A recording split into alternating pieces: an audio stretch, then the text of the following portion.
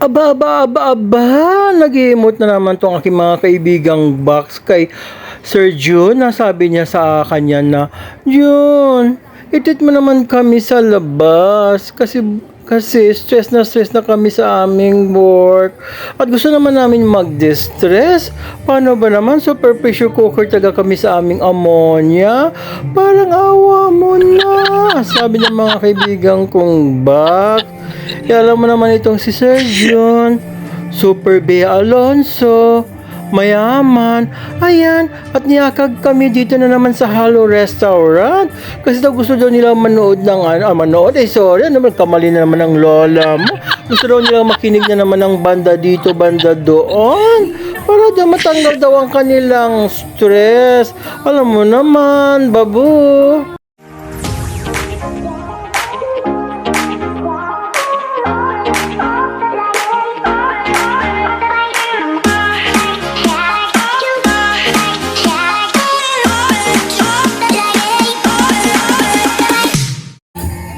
Akala ko ba pumunta kami dito para mag-enjoy? Pero bakit ang mga itsura ng mga ate ko parang mga namatayan kaya? Samantalang kami ni Sir Jun, ayan, pangiti-ngiti lang kami, pa-chill-chill lang. Tapos ito nga palang in-order namin. Sabi daw, good for 5 persons na daw iyan. So ayan, merong kinuhog na pusit dyan. May dalawang barbecue chicken, dalawang barbecue beef, tapos may mga kamatis-kamatis on the side, may chicken sisig din kami in order, may kanin na dyan, tapos may halabos na hipon, okra, tapos may mangga pa daw. Sana magkasya sa aming 5, tapos nag-order din kami ng Heineken na beer. Ewan ko ba kung anong meron dito sa Halo Restaurant na ito. At palagi kaming pabalik-balik dito. Parang ang jowa mo lang. Pilit binalik-balikan, di ba?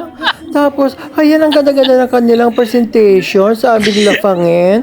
Sana naman masarap siya. Anyways, bibigyan namin kayo mamaya ng feedback pagkatapos namin kumain. Tapos nagdagdag pa si Jun ng beef sisig. Baka daw mabitin kami. Tapos alam naman daw may beer kami. Tapos wala kaming pulutan. Ayan, nag-order din siya ng onion rings para naman daw ma-appreciate namin ang aming jolak. Tapos ayan na, sabi ng mga kaibigan kong box, hoy, kailangan magpakalasing tayo tonight ha, para naman makalimutan natin kahit isang gabi lang ang ating mga stress sa ating trabaho. By the way, wala palang alcohol yan ha, baka akala nyo meron. Kantahin, of course, you can send in your request and just approach our Hello crew. Ayan, mga Bisaya mag-ingay! O, diba? Di tayo mga Bisaya ka? Hindi ako! Yan. Okay, nakakagyan mga taga Maynila, meron ba? Isa, dalawa, tatlo. Bisaya ulit. Bisaya. Tagihan dyan tayo sasagutin namin ang buong-buong. Sabi ko kay GR, Neng, mag-move ka nga ng konti. Sabi ko kasi hindi ako nakikita sa camera. Naharangan mo ako.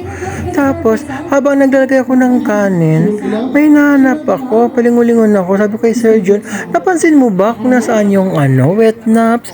Tapos sabi ko kay GR, Neng, paabot mo nga yung wet nap. Sabi ko, kasi para makapagpunas mo na ako. Sabi ko, baka bago ako kumain muna.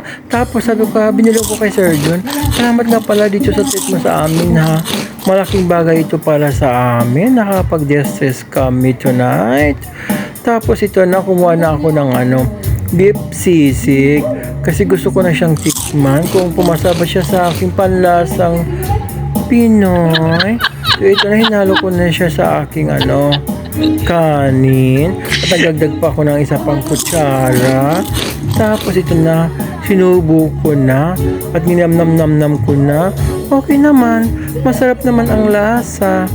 Tapos ito pa, dumampot din ako ng tissue. Kasi nga, sabi ko, try ko naman nga itong beef barbecue. Ang kabin ko nga. Tapos yun lang, inuya ko na siya. Okay din. Masarap din siya ha. In fairness naman ha. Kasi ito na, sumubo na naman ako ng kanin. Kaya ikaw na nakapanood ng vlog kong ito, yayain ng iyong mga kaibigan, barkada, at pumunta na kayo dito tuwing day off nyo. Kasi maganda pumunta dito kapag Huwebes ng gabi, Friday ng gabi. Ay teka nga muna, isubukan muna saglit yung chicken barbecue na ito, ng malasahan na. Well, masarap din naman siya. Tapos sa pagpatuloy ng aking kwento, ng aking chikalo, pwede rin kayo dito pumunta ng Sabado ng gabi. Kasi may banda sila dito. At ang gagaling ng kanilang mga singers. Talagang mapaindag-indag ka talaga habang ikaw ay nakikinig. Sayang nga lang at hindi ako ako na ba naman ito? Nabubulo na naman ako. Nabiyayaan ng talent para kumanta. Tapos sabi ko sa aking mga kaibigan, halika, mag-cheers tayong lahat sa ating samahan. Sana tumagal pa yung ating pagkakaibigan dito sa Saudi Arabia at kung saan man tayo makarating balang araw. OMG! At natapos na ang gabi namin dito sa Halo Restaurant kasi medyo madaling araw na din at kailangan na rin namin umuwi. Pero in fairness, maraming salamat kay Sir Jun ha, kasi nag-enjoy talaga kami sa gabing ito. Pero bago ko nga pala ako mag-bye-bye sa inyo, i-shoutout ko lang pala si Daryl Ginko kasi nung last time doon sa aking vlog bitin na bitin daw ang aking pag-shoutout sa kanya. O paano, bye-bye, love you.